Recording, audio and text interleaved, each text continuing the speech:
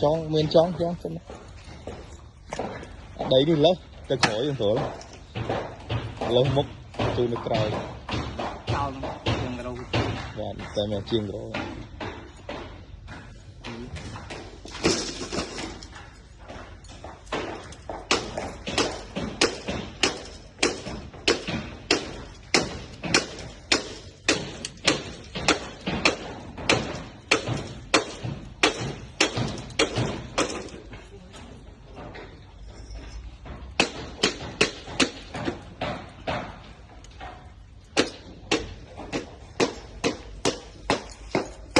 Mày cắt em tinh